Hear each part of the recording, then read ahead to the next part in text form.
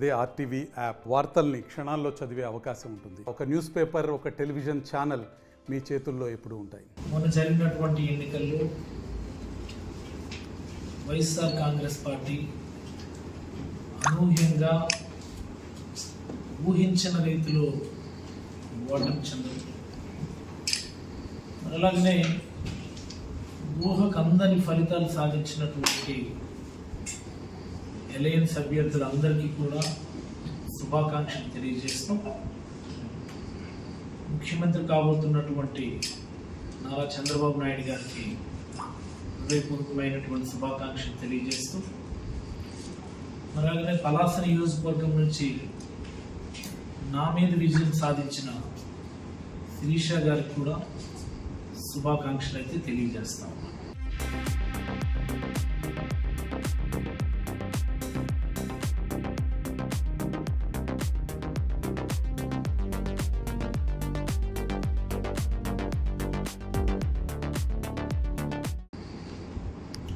ఇకపోతే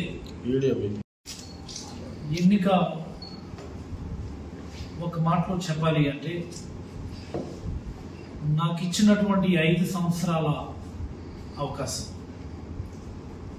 నిజానికి చాలా గొప్ప అవకాశంగా నేను భావిస్తాను. పలాస నియోజకవర్గ ప్రజలు ఇచ్చినటువంటి అవకాశం, ఆ పైన జగన్మోహన్ రెడ్డి గారు ఇచ్చినటువంటి మంత్రివర్గంలో స్థానం మరొక గొప్ప అవకాశం. ఈ 2 అవకాశాలు నా శక్తికి మించి సాధ్యమైనంత మేర నేను చెప్పడం, నా శక్తికి మించి ఈ నియోజకవర్గంలో, ఈ జిల్లాలో, అలాగే నా డిపార్ట్మెంట్ని రాష్ట్ర స్థాయిలో మొదటి స్థానంలో నిలపడానికి శక్తి వంచన లేకుండా కృషి చేశారని ఈ సందర్భంగా పలాస నియోజకవర్గ ప్రజలందరికీ కూడా హృదయపూర్వకంగా తెలియజేస్తాను. ఎందుకు ఈ మాట చెప్పాల్సి వస్తుందంటే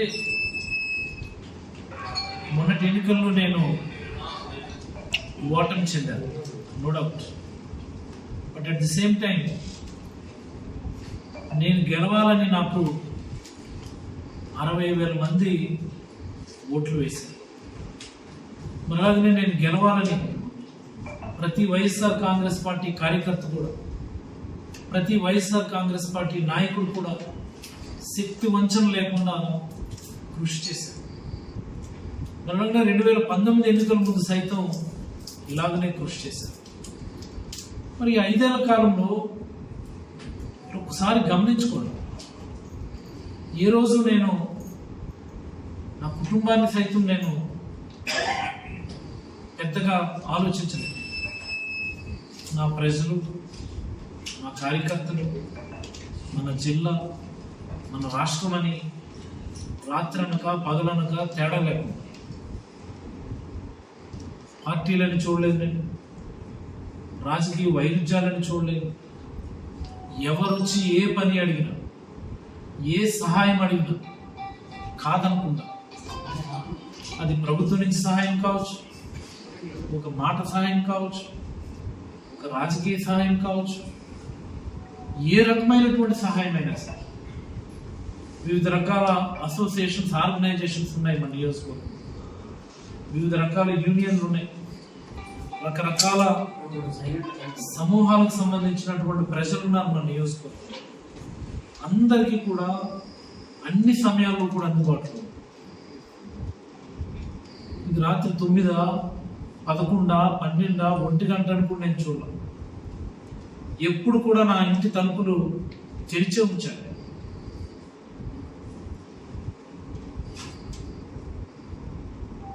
వాస్తవానికి నేను మంత్రివర్గంలోకి వచ్చిన తర్వాత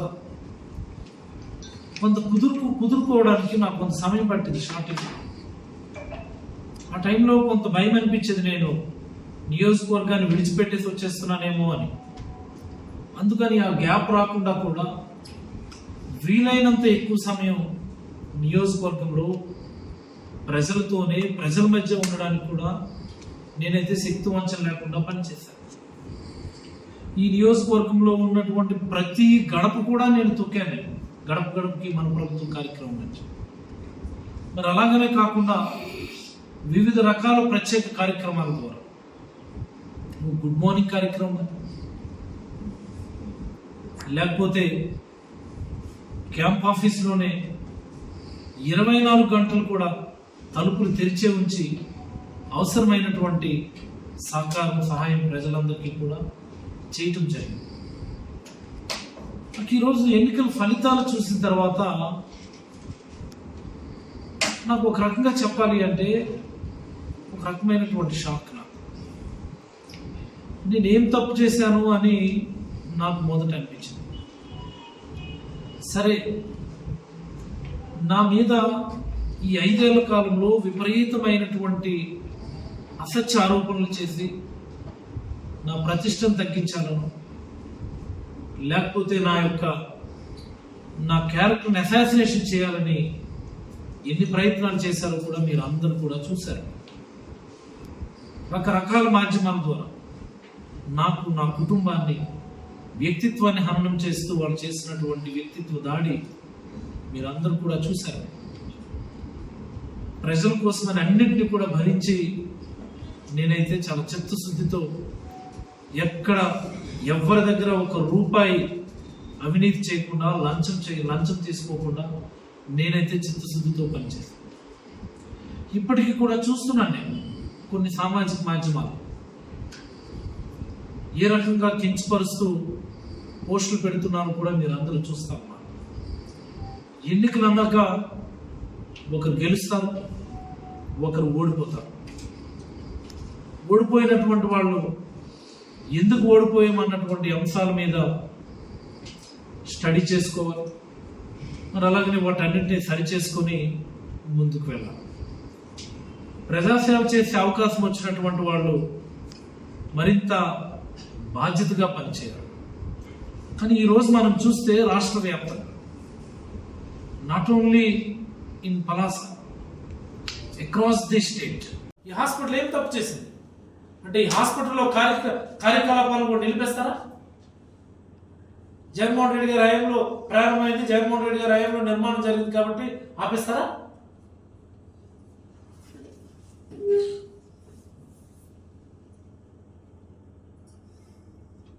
దయచేసి మేము మళ్ళీ ప్రెస్ ముందుకు వచ్చో, లేకపోతే రోడ్డెక్కి కార్యక్రమాలు చేసేటటువంటి అవకాశం ఇవ్వకుండా ఒక గొప్ప అవకాశం మీకు పలాస నియోజకవర్గం ప్రజలు ఇచ్చారు. శిరీష గారికి చెప్తున్నాను,